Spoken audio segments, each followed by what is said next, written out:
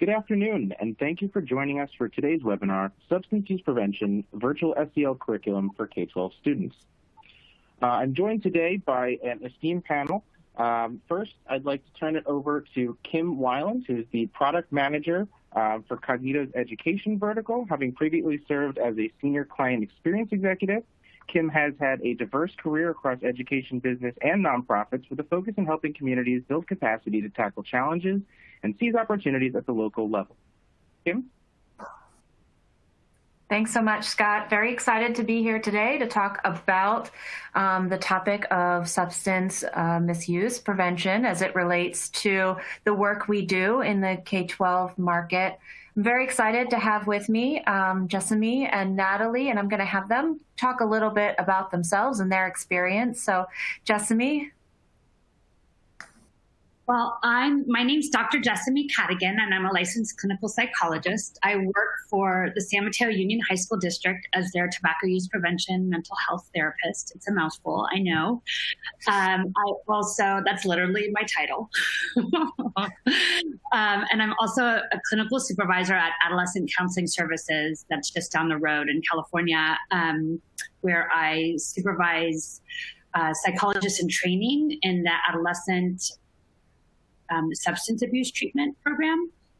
So I have come to this work. It's near and dear to my heart. I'm really happy that I was at this panel and part of this project because I'm very excited about having these types of conversations scaffolded and supported, because one of my favorite things is to have uncomfortable conversations, which often happen around substances. So I really appreciate that Cognito is helping young people with this tricky terrain.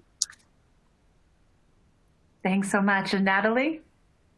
Hi, everyone. My name is Natalie Andrade, and I am the Senior Specialist at the Santa Clara County Office of Education. I work for the Tobacco Use Prevention Education Program, otherwise known as 2B. I've been doing tobacco control work a couple years ago, and then found myself now on the education and prevention side. And it's been amazing to work with youth, doing education and youth development programming. And it's like Jessamy said, it's just something dear to my heart as well. I just find it so incredibly fulfilling. And I think that the youth have the answers. The youth, we like to have youth voice and have them lead the conversation around substance use. So just really excited to be here. Thank you. Thanks so much. I have felt so lucky to have both of you and many others on this project, and what you say about these conversations and really letting the students lead and giving them agency. That is a huge piece of what this is and what we're going to talk about today. So from a Cognito standpoint, who we are and our mission, we are really a company that is driven by the idea that conversations have the power to drive positive change, especially as they relate to social, emotional, and physical health. So we're going to talk about how we embed that in everything we do as we go through today, but we are a mission-driven organization, and I'm excited to be talking about that today. So just want to give a little background on why substance misuse prevention as a topic. We as a company have focused for a long time on mental and emotional wellness. Several years ago, we actually created a program called Friend to Friend, and it was really focused on normalizing conversation between peers around distress and help seeking and what that looked like for teens in their language and in their conversations, because who are they going to turn to first? They're going to turn to peers. And as we have continued this work with districts, that we have heard over and over again that it's not just enough to talk about it in that one scenario, but what are the other scenarios that teens are talking about, the things that they are facing, what is affecting their mental and emotional health?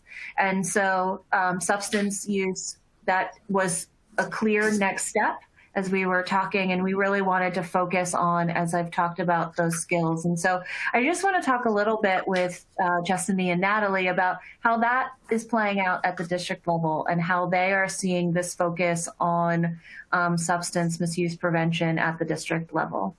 So Justine, do you want to talk a little bit about that first?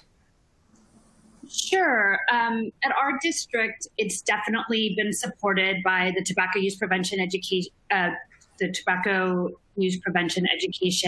grants that the CD offers to our districts in California, to provide funding so that we can hire people like myself and Natalie to support our districts and our communities.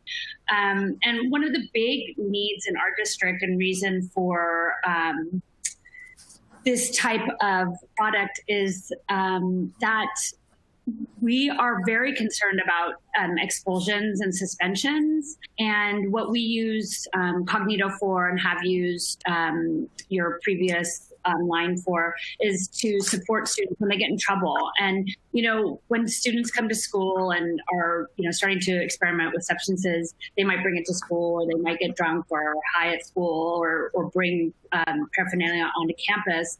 And instead of getting in trouble, and having a punitive response from their sites, what we like to do is provide support and education around this topic, because 97 out of 100 people try substances at some point in their life.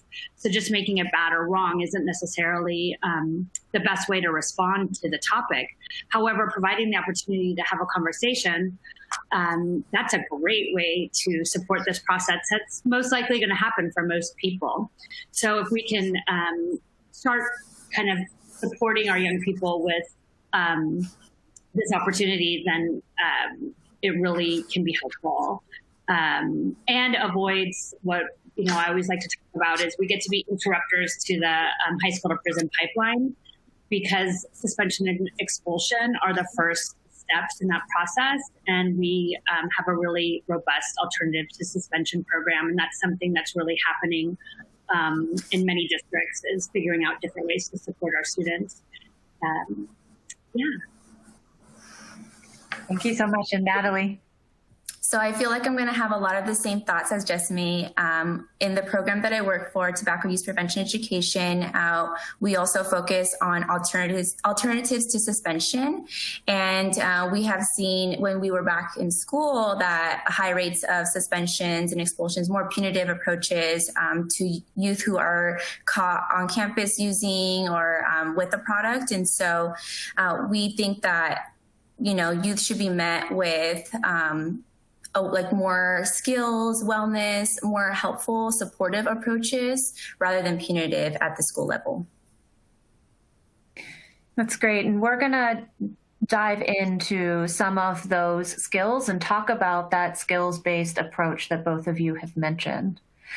So within this program, we decided to really focus on some of the core skills that are evidence-based and have been shown to really help students navigate these types of decisions. Those are goal setting, assertiveness, also known as refusal skills. We wanted to make sure we included some coping skills in there because that is an area where students are thinking about why they might use. Help-seeking skills is something we have done for a long time as it relates to these types of topics, and really making sure that students feel that they know how to understand their own feelings and seek help when they need it. And then obviously the whole idea of responsible decision-making, those critical thinking skills, but I think the real key here was setting it up so that those decision points relate back to what's important to the student. So I'd love to have you guys talk about these. This is your area. You teach students these types of critical skills all the time, and just get your perspective on these skills and how they have been used in your work and why you encouraged us to include them in our work. So Natalie, if you want to start us off. Definitely. So within the program that I work for, we really focus on some of these skills like refusal, especially coping skills. We do hear a lot of youth express that they use or turn to products because they're feeling anxious or really stressed out. Even then, the tobacco industry in particular does market their materials as like a stress reliever type of product. And so if youth are receiving these messages, it must be so easy to turn to something like a vape pen or cannabis because it's marketed as something to help relieve stress. And so that's why it's so important to talk about what are those healthy coping mechanisms that, brainstorm with youth. What do you like to do to let off steam? And yeah, it's just so important to talk about those things. And if they want to reach out for help or need to talk to somebody, who are those adults? What are the resources? What are the quit lines out there that can support them in doing so? Thank you so much. And Jessamy. Yes. So these are two of my favorite things to talk to the students about. And one of them is the risk factors. And we actually do like a risk factor walk with the students in the groups that I run, which are like vape awareness prevention education groups, substance use support programs. So helping kind of teens look at this topic. And so we have everybody walk, and if they have any of the 21 risk factors for substance use issue. And some of those risk factors are even being male. And so, of course, one of the things we talk about is most of us don't have any control over the risk factors. It's not, nobody decides if they get to be male or not, or, and then we don't have a lot of control over if our parents get divorced or whatnot. However, the beauty of protective factors is that you can basically acquire them and grow them and foster them. These are all things that everybody has access to, and we can kind of pick and choose which ones work for us.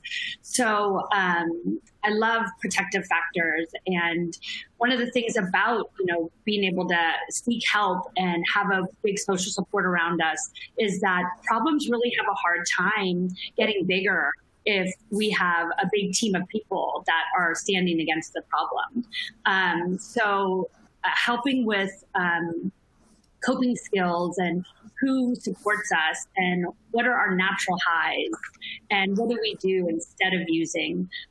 These are such wonderful ways to make a nice rich buffer of protection that goes around this idea of when or if to use substances.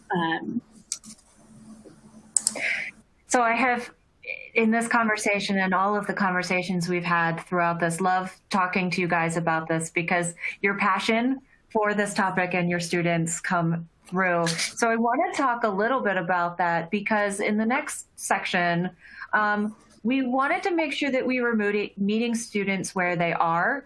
And we interviewed a lot of teenagers and talking with you guys and other SMEs. There were some real key things that students are thinking about and they're sort of processing as they're thinking through their decisions around substances. And we wanted to make sure that in this program, we were really addressing those. And we'll talk about how we do that later. But these are some of the key ones that you guys and students really mentioned. And I'd just love to hear you guys talk about some of these. Jessamy, if you want to start us off. Sure. One of my favorites is misconceptions. It's really fun to have the opportunity to kind of re-norm, to kind of deconstruct social constructs around the fact that, is the fact or the idea that, all teens use, or high school is a place to party, or college is a place to party. These are really social constructs that are driven by media and movies and a big, and a storyline. And also they're driven by advertising and they're driven by money-making corporations that are, making money off our young people. So, one of the things that I love to talk to students about is that more students don't use than use. Even when it comes to vaping, the numbers are at 33%, 36%. That still means that 77%, 74% are not using substances, so are not vaping. So that's a huge thing because if everybody's doing it, then it seems like the next right thing to do. However, when we have the opportunity to really talk about actually most students are not using substances, it's really a game changer for assistant principals, for counselors, for parents to kind of get to think about that, and the teens as well. So that's definitely one of my favorite topics to tackle with my groups. And then connecting and belonging, having friends that don't use, and having, a lot of the skills that Cognito offer are pro-social skills that really support this process. And Natalie, what are you thinking? I could say more, but I'd love to hear it. Thanks, Jessica. I was going to talk about the stress and anxiety that I mentioned earlier that we hear youth express, especially now during the pandemic. We've heard that youth are stressed out. There's a lot of mental health challenges happening right now, especially, and so I think it's important to talk about, Jessica mentioned earlier something about natural high. What is that natural high?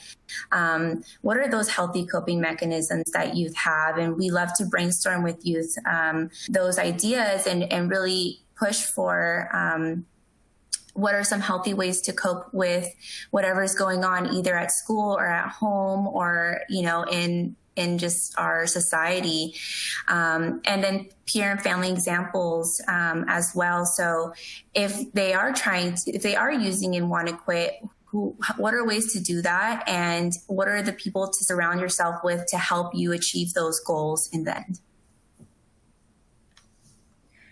Thank you. The one other thing I'll just mention, because I've heard you guys talk about it so much, and it was very important for us as we were talking to students as well. There are a lot of students who don't want to try, don't plan to try, but there are also those who are in the space where they see that as part of what they might want to do in their teenage years. And so they're contemplating, okay, what might that look like to try new things, or they want to exert their independence. So being able, as you guys have mentioned several times, is how do they make those decisions? Maybe I want to try, but what are some of the things I should be thinking about? So we did not make a don't program. We made a program that was, okay, what are the things you should be thinking about? How can we help you? And then really it's going to be based on your values, your goals, and what you want to decide for yourself. So I just wanted to bring that one to the forefront as well, because when we do the demo, we made sure in the conversation that was highlighted as well, thanks to the direction of you, the other SMEs, and really students as well. They were adamant that this was not a just say no program. So I just want to wrap this up, and it's going to seem very similar, but we've talked about protective factors, and it's phrased slightly differently, but it's important for us to always be thinking about these protective factors and the ones that we're able to help. So we match those skills to evidence-based protective factors. And so I'll have you guys talk a little bit about this, but important ones for us, and you guys have already mentioned some of this, is the able to handle stress, those plans for the future, and some of that goal setting and thinking through what that looks like for them. But for us also, this pro-social relationships, that's core. All of our programs are called friend to friend, and we know that that's something we do well, those communication skills, and how do they build and normalize reaching out to friends and others as they're thinking through these decisions. So I know you guys have talked about this a lot, but if there's anything else you want to add before we move into the actual product. I think what I might add is just I really love the one about positive self-concept, and I don't know if I think about that one as often as I do the others. And something that I just think is important and that this simulation provides is the opportunity to have a conversation around drugs and alcohol that isn't stigmatizing, that isn't pathologizing, that if we say that drugs and alcohol are bad and wrong, then people who use them are bad and wrong. And what young person is going to want to talk about something if they think they do, it's going to make them bad and wrong. So to support a positive self-concept, it's really a wonderful opportunity to get to have a conversation about substance use. Most people do choose to use substances at some point in their life. And for it not to be bad or wrong, for it to really be an opportunity to practice these skills around critical thinking, decision-making, my values, what I want for me in my future. So I just really, that's one of my favorite things about this is it's just another way to have this conversation that I hope we have over and over and over again. I was just going to add that I agree. And I this conversation, the pro-social relationships, it's so relevant and it's so relatable. And it's such important skills to have about how to talk about these things where the youth can feel, that it relates to them and what they're going through and what they see day to day. So yeah, it's awesome. So I'm excited. We're actually going to jump in and talk about the program. It's an addition, as I said, to our current programs and friend-to-friend around mental and emotional health. And so what we know is that this is more engaging, and we'll actually get to do a demo. So you'll get to see what one of our practice scenarios are. We spend a lot of time making sure that students are engaged. It's not just a click through, but when we talk about skills, that they actually get to practice those skills. So in this program, they actually get to practice a conversation with a peer. They get to choose what they're going to say. And so I'm very excited to show that to you guys later on. We also want to make sure that, as we've said, that what we're doing is evidence-based, so that all of the skills that we're using are evidence-based, and that the way we're doing it as well. And this is something that we are very focused on, and that is, we don't think that students are coming with no skills. We think that students are coming with skills, and our job is to meet them where they are and continue to engage them in a way that builds on those skills. So we very specifically always talk about it from that angle and meeting students where they are. We do have, in everything that we do, make sure that we're supporting the teachers. To me, that's a huge piece. Started my career as a high school teacher. And so in everything that we produce, we want to make sure that whoever is implementing this feels fully supported. These are not easy topics. So one of the great things about this is that it can be done fully online by the students with fidelity, but there's also, if they want to, materials they can use to further the discussion, which is really core. Obviously, we're going to just mention it, tracking and evaluations. We are an outcome-based organization. So if we say we're teaching skills, then we need to actually show that we can improve outcomes, and that is key to us. So students take pre-post and follow-up surveys. Those are all anonymous, but they do show an increase of student self-efficacy. That's going to be really core. Everything we show you is only as good as the outcomes that come from it. And then developed by prevention leaders. We used to say prevention experts, but I think we all agree that nobody is an expert. We are always learning and evolving, and it is really important for us to continue to make sure that as best practices evolve, as new things come out, we will be continually adding to this and part of that conversation. So let's jump right in and talk about the program.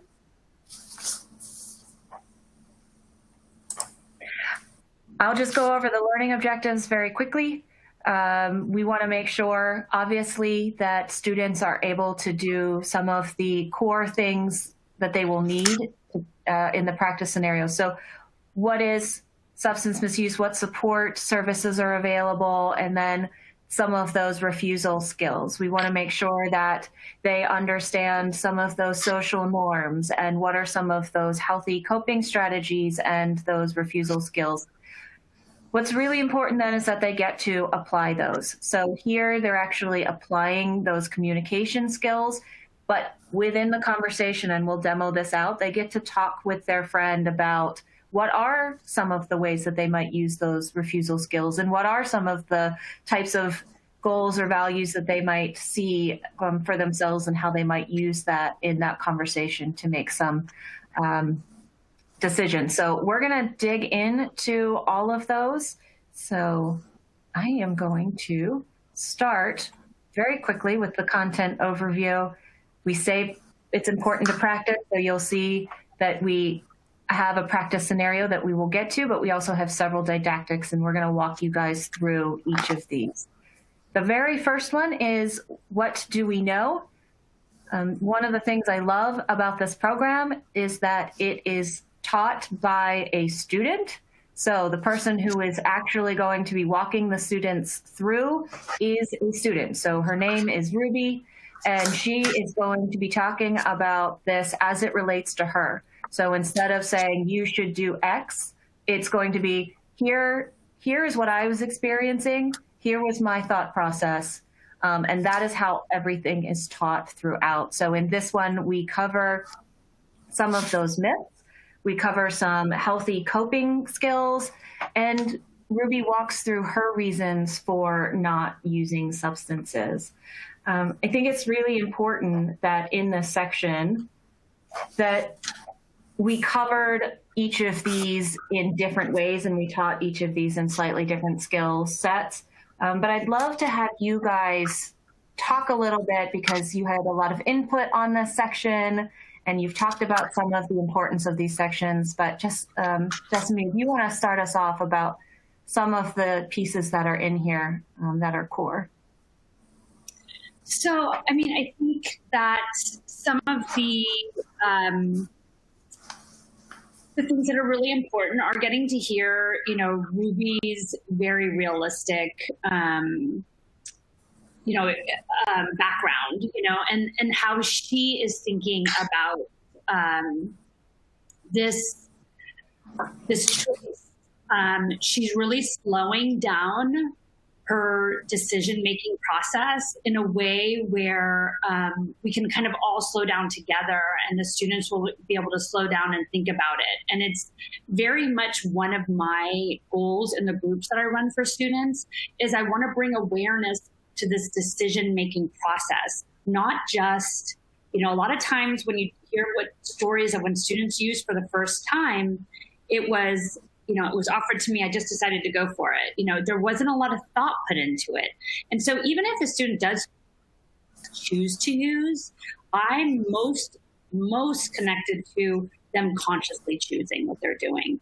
And this is just a really lovely example of how Ruby is thinking about this choice and slowing it down and providing her reasoning in there provides an opportunity for students to foster ambivalence. It's one of the main goals in all the work that I do is to foster young people's ambivalence around substance use, which means that it's not all okay, it's not all good, it's not all bad. It's just that there's something going on there, that there's a there, that we're thinking about it, we're making decisions around it. And the way that Ruby kind of in a very relaxed way has this conversation about what she knows, because our students know so much. They know more than we do. They know what's going on. I learned about Juul from students. I learned about puff bars from students. So she really does a great job of explaining the terrain that young people are navigating when it comes to myths, healthy ways to cope, and reasons for not using substances. Okay, so in this section, which is the next piece of the program, the students get to go through expressing their own why. This is probably my favorite part of this because, as we've heard, it's so important that they are identifying what's important to them, and these decisions relate to that. It's the most critical part of decision making is knowing your why. And there's actually an activity in here where students are able to do that. They're able to stop and slow down and think about some of their whys. And there's all different kinds of whys. And that's really the preface. There isn't one type of why. It doesn't have to be a grade or something big. It can be whatever relates to them. It can be family. It can be something that's going to be specific and personal to them. We also introduce the idea that the idea of growth mindset here as well. Anytime we're setting up goals as it relates to substance use, knowing that students are already going through a lot and coping with a lot, we want to make sure that we're not setting them up for failure. And there is no always a straight line to goals. It's a matter of that what's important to you, and then working towards that in a way that might not be a straight line. So we come back to that at the end in growth mindset, especially as we relate to what are the resources. As Jessamy said earlier, it's just so important that they have what could that support system look like as they're looking to achieve that. And then the refusal skills actually come in here. We actually teach that in a way that is, there is no wrong way to refuse. What we're really hoping that they get is that they feel comfortable saying no, and that they can have a strong relationship still. They feel empowered and assertive to do that in a way that feels comfortable. So we actually taught it in text messages, and they got to try different ones. But it was really important that, if they just wanted to say no and leave it at that, that's okay. But if they wanted to say no and tie it to a goal and tell them why, that was okay as well. And we really modeled that out. Both Jessamy and Natalie, I know that making sure that we laid out refusal skills in a way that really resonated with students is something that you guys were passionate about and really made sure that we got right. So Natalie, do you just want to talk a little bit about that and why it was so important to make sure that refusal skills felt right for a teenager? Definitely. I love this section too. I love how Ruby walks us through her own goals and has a chance for the youth to also reflect on their goals too. But the refusal skills piece is such a big piece because a lot of times there's a lot of messaging around like just say no. That's not the approach we want to take here. The approach we want to take is what are some ways that we can refuse that fits best for that student. And I love that within each choice within each choice that the student gets to go through in the simulation, there's no wrong or right answer, that they can choose the one that fits best for them. And so I think that's so important because when working with youth, and refusal skills, it's good to practice what to say before the moment happens.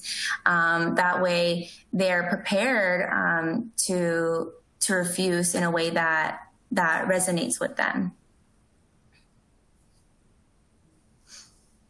And Jessamy, is there anything you'd like to add? I guess the only thing I would add, because Natalie said that so beautifully, was that I just love the phrase expressing your why. Like a lot of times why is seen as like a no-no in therapy because it's almost like a challenge, how questions are better. But I love expressing your why because it just like reclaims that word.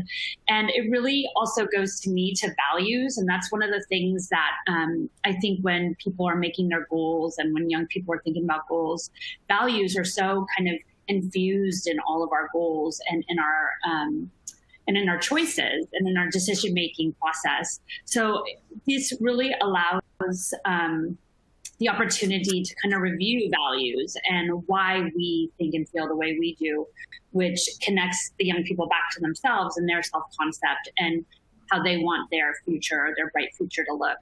So it's, again, another really nice opportunity to kind of like sit with and slow down this process of like why we do things and what goals are important to us. And sometimes there is no goal. So then it's an opportunity to start thinking that and seeing what is possible around goals for our young people.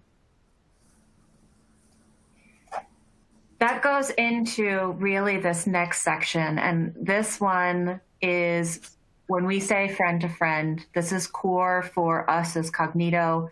We've already talked about this a lot and the importance of these communication skills and these pro-social skills. Students love this section because it is really, they want to support their friends and they want to know how to do that. And when we do user testing with students, this resonates so much, because what does it mean to be a supportive friend, and what are the communication skills that they can be using? So we use evidence-based communication skills here. They are phrased in a slightly different way than you might see them if you are an adult. So these are active listening skills, just phrased slightly differently. But they are so core. Things like using what we would say as an adult, using open-ended questions. We really preface that here with phrasing things as questions.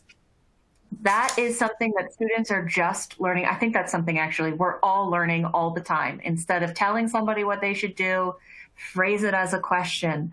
That is what active listening is. That's truly what it means to listen to somebody. And I know that we've all done this. Actually, I say all the time, that's the one that I use in my personal life the most, even as an adult. But then the other ones are just as important. Show that you understand. As adults, we would call that empathy and reflection.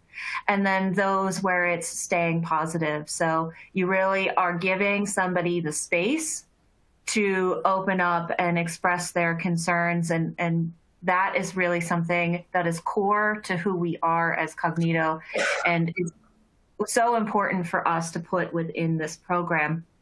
But we weren't sure at first if this made sense within the focus of substance use, and if we would make this work. We knew that we wanted to start to normalize these conversations, because we knew peers turned to other peers first, but would they feel like this was an accurate conversation? Our goal is to make it actually feel like a conversation that students would have, and so that's really important to us. So working with Natalie and Jessamy and doing a ton of interviews with different types of students who are coming at these conversations from very different places, I think we achieved something really great. So I'd love to have you guys just talk about it briefly and the importance of these conversations, and then we will jump into a demo. So this is one of my favorite sections. I love the questions. So I'm a narrative therapist, and crafting beautiful questions is always a goal. I wouldn't necessarily say it's not easy, but it's fun. And the fact that young people are talking about open-ended questions in this way, and that they have options, and I think that communication and substance use is so important. We want to be talking to our friends about what that feedback. Is this okay? Is this not okay? We want to be able to talk to our parents and trusted adults about these things. We don't want to have a young person misusing substances and not able to talk to anybody. We want those skills to be there for them, so that if there is a problem, that we can be there to support it. Not a problem with substances isn't about punishment or getting in trouble. It's about love and support, and making sure that that young person gets what they need.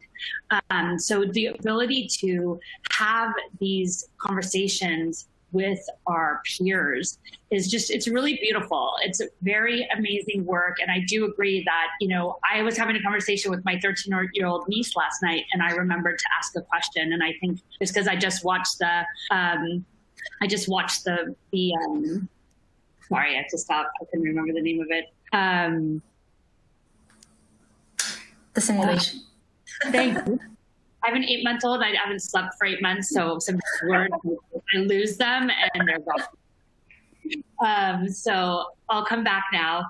Do you want me to start from the beginning, or? Oh no, that was beautiful. I think you can just start where you left off.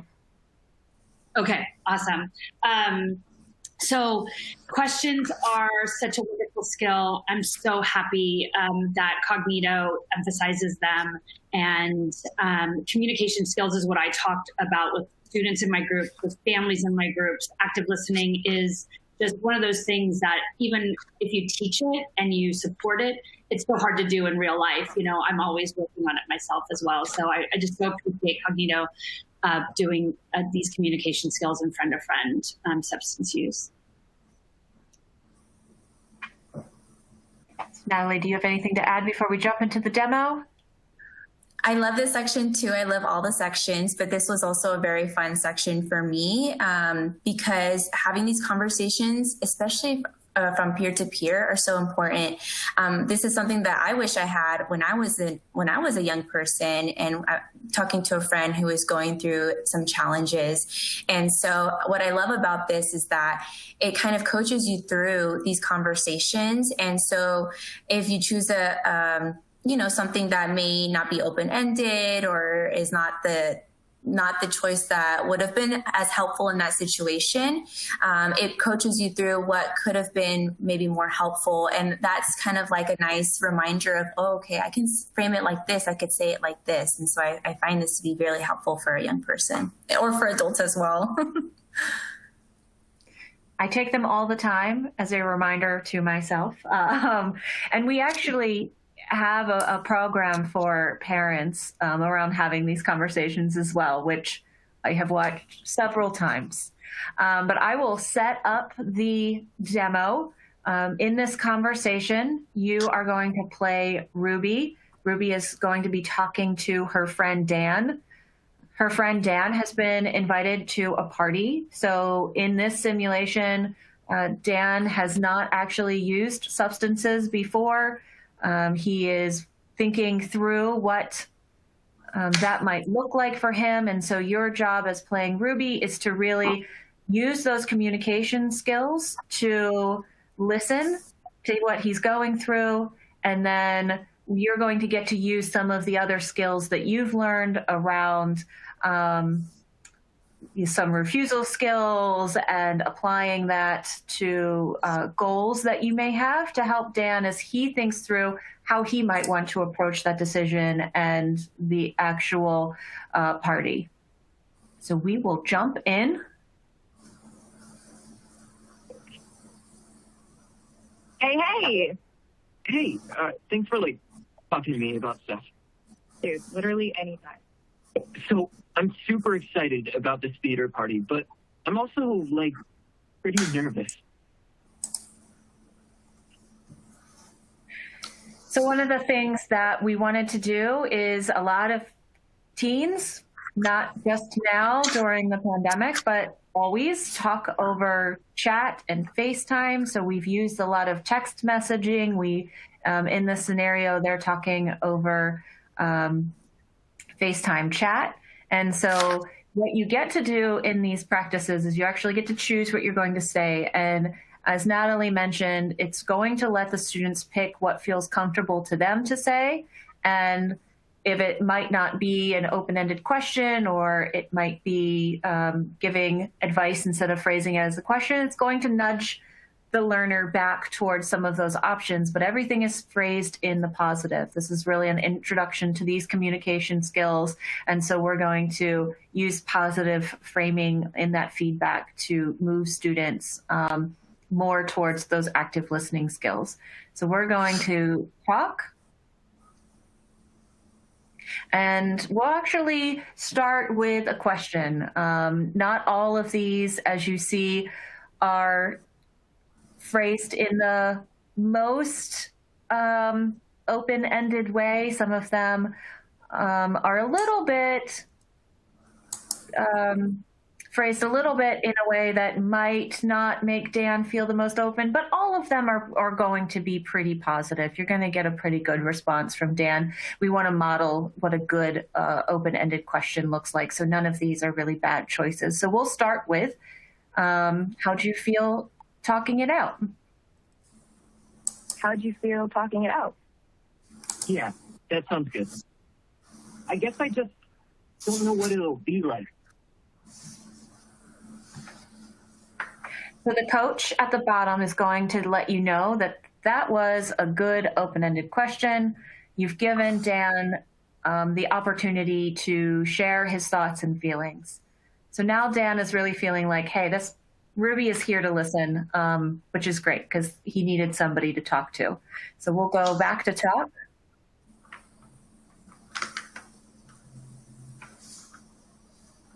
And we'll go with, let's try one more, ask a question. Actually, nope, that's not a great one. We'll take us down a good path today. So we'll go with show understanding. You're going into a new situation, so it totally makes sense that you'd be kind of nervous. I'm down to keep talking, and hopefully I can help a bit. Thanks, Rhubarb. Yeah, I think just talking stuff out will make me feel better. Like, what if I get there and everyone is playing some card game that I don't know the rules to and they all think I'm uncool? Or what if they play songs I don't know and everyone is singing along but I don't know any of the words? Those things could happen, but nobody will think less of you for not knowing song lyrics. Unless they missed one, in which case they absolutely will. Yeah, choir teachers tend to be like that. But seriously, I think the biggest thing is just that I don't know if there's going to be alcohol there, and dealing with that whole thing. Like, I know not all parties have alcohol, most don't, but what if this one does? I haven't hung out with them outside school before, and I, don't know what they're into. Never tried it before, and I don't really know if I want to or not. I guess I'm just not sure how I feel about it. A little scary, but also maybe it could be fun. So you'll notice that in the opening for Dan, he actually goes through a lot of the things that students have told us that they're thinking about, and that goes into their decision making. So it was important to make Dan feel realistic, that he's thinking through a lot of the same things that other students are as they're making decisions. And you also notice that the feedback at the bottom is going to, again, give you a prompt that you have shown understanding. That's a great empathetic response. And now he feels like he has space to open up. So we'll try a couple more. And I do just want to mention that because we're running through this another program, it is a bit delayed and slower than it would be if you were running through it yourself. So if anybody would like to demo this and see how it plays out when not running through a program, let us know. So you can ask another question. This is really going to get into the meat of the conversation, get him to a point where he feels comfortable walking through some of those things that he just laid out as part of what he's thinking about, and give him the chance to open up. So let's just go with, let's talk through what you're thinking. Let's talk through what you're thinking. Yeah, okay.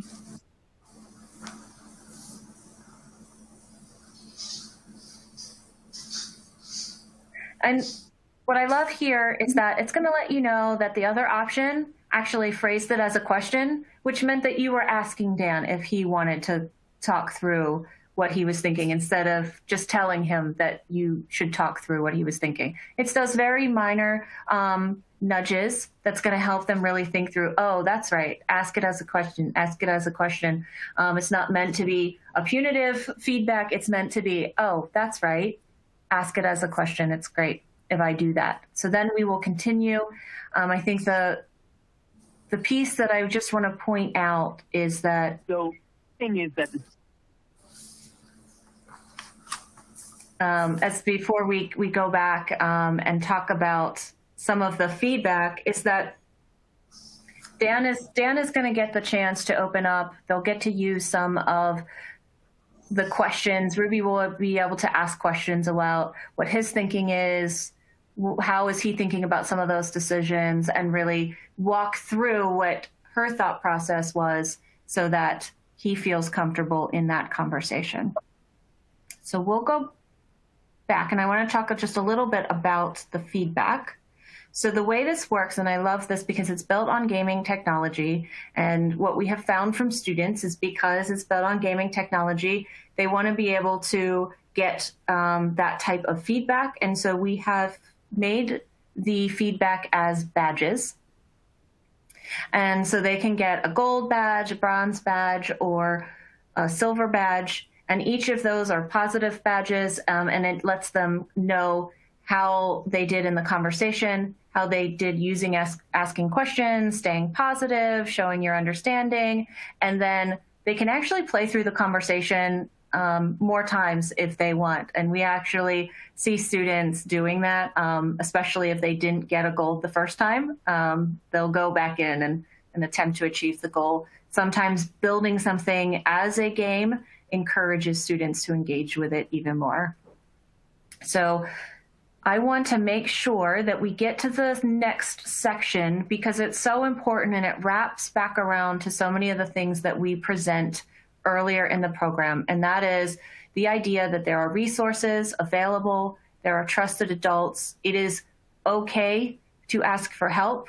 If you are concerned about somebody else, it's okay to let them know that you are there to support them, but there is also options for them as well. And we come back around to the idea of resiliency and growth mindset. We do plan to continue to add to these programs around the ideas of growth mindset and resiliency because, again, it's not always a straight line. You know, we say set some goals, know your values, but that is not, the next step. You know, there are pieces that you're going to go through. Things are going to happen. And what are the resources and available? So I just want to make sure that we cover this section. And I'd love to have Natalie and Jessamy talk a little bit about this because it was so important to make sure that this was in here as well. So Natalie, do you want to talk a little bit about this section? And especially since you guys work in districts, there is a section at the end where the districts can put in what resources are available in their district. So making sure that students know that there are resources available was very key. Sorry. Okay. Yes, I think this part is so important. A lot of times we don't know what the resources are or where to turn to for help. And so I love that this section provides with some examples of who you can talk to about if they're feeling down or if they're worried about a friend. Also, I love that the districts can also input their resources because it varies district by district, county to county. And so I love that those resources are provided and available to the young person. Yes, I so agree with you, Natalie. It's such an important section. The ability to ask for help, to be vulnerable, to put ourselves out there, to really let our young people know that it's okay to have challenges, to have struggle, that life is curvy. We make mistakes. Problems are not meant to be, we're not meant to end problems or prevent problems. We're actually meant to ameliorate them. We're meant to support how to figure out how to deal with problems. That's who it makes us who we are. So problems are good things. Mistakes are good things. Failure is a good thing. And what makes it even better is when we can have support from friends and family, support from trusted adults, and possibly support from professionals. And one of the great things that I love to tell my students is that I don't have to tell your business to anybody. When you talk to me, everything is confidential. Of course, there's limits to confidentiality, and we go over that. If somebody's being hurt, kids or older adults are being hurt, and if somebody wants to hurt somebody else or themselves. So we talk about those things, but having these resources and scaffolding what asking for help looks like and what you can expect to receive from that help, like non-judgmental space to talk about what you need to talk about, whether that's, do I want to use substances or not? Or I've decided to use substances and I'm really struggling and I need help, because that's what we need to do is help people, not judge them or give them a disciplinary. Yeah, and Jessamy, I love that you mentioned, what are the different levels of support, and making sure that if it's peer support and you're talking through one of these, that's great. But also, what are some of the higher levels of support, and what does that mean? And the fact that going to a counselor would be confidential except for certain things, as you mentioned. And we make sure in all of these programs that students are able to think through, okay, what level of support may I need and what are the options at those different levels. Help seeking is such a piece that we want to make sure students have agency around so that they know what's available and can seek out what feels right to them. Obviously, in our programs for educators and staff, we're making sure that they're identifying students and connecting them to support. But in these, we want students to really have that agency to seek out that help. Which actually brings us to the last slide, and then we will finish up. And that is, this is part of a larger program. Our friend-to-friend program right now has 3 pieces. We will continue to add to it. But the idea here is that we're taking these SEL skills, the pieces around all of these competencies, and putting them within topics that are important, not only for students, but for districts to cover, and making sure that they're able to use all of those skills within scenarios that they're going to experience in real life, and feel confident in their ability to handle those different types of situations. So excited to keep adding to this, excited that this program is now available, and looking forward to the next one in a couple of months. So we'll take some quick questions. I do see that we have some that have come in. One of the first ones is around SEL as it relates to this program. We get asked that a lot because we do say we cover SEL competencies within these. We actually map them directly to CASEL's 5 competencies. So I'm sure you noticed a lot of these are around relationship skills, but they're also around responsible decision making. And we make sure that we're also focusing in on that positive self-concept. So everything from those help-seeking skills to understanding their own values and really making sure that they feel comfortable in these situations based on how they want to handle them. Those all are mapped directly to CASEL's SEL competencies. The reason we choose to do them within these topics is because these are real life scenarios, and these are topics that districts want to make sure, especially teenagers, are able to handle. What does mental and emotional wellness mean? What does making decisions around substance use mean? What does it mean to make a mistake or fail? And what are the support systems available to me so that I know how to pick up and keep going? So we will continue to add them as topics, but they will cover all of those SEL skills.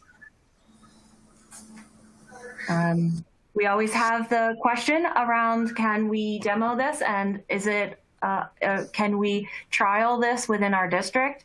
If you are interested and you want to trial this, we have worked with many districts to do that, or you can demo all of these and see them as well. So let us know, reach out to us, and we will work with you on that.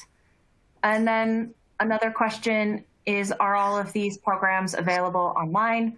Yes. So the great thing about these is that they can all be done online. That has been very useful for districts, especially this year. But we also think that is highly useful when students are back in the classroom as well, because we want to make sure that they have a safe space to practice those skills, especially those communication skills. So being able to do that online in a safe space is important. As I mentioned, we do have lesson plans that go along with them, so you can extend the learning. Things like the goal setting activity can be extended into the classroom, and the pieces around the communication skills, you can come back to those and have students talk about some of their aha moments and others. So we want to make sure that you are able to extend these in the classroom if you want to, but everything can also be done online with fidelity. We want to make sure that that can happen as well for districts who want to implement it that way as well. And I think that is all of the questions. So I just want to thank Natalie and Jessamy for their presentations today, as well as all of their feedback as we have been building this. We've had a great crew of SMEs working on this, as well as a ton of students and others to make sure we really got this right. We have rolled this out with students already, and they have given rave reviews. As a former high school teacher, that to me is the most important thing, because there is no one more critical than high school students. So if this feels that it relates to them and they are learning from it and it is building their confidence to use these skills, then we have done good. So thank you, Natalie. Thank you, Jessamy. We couldn't have built this without you. And thank you for coming on today and talking about it with us.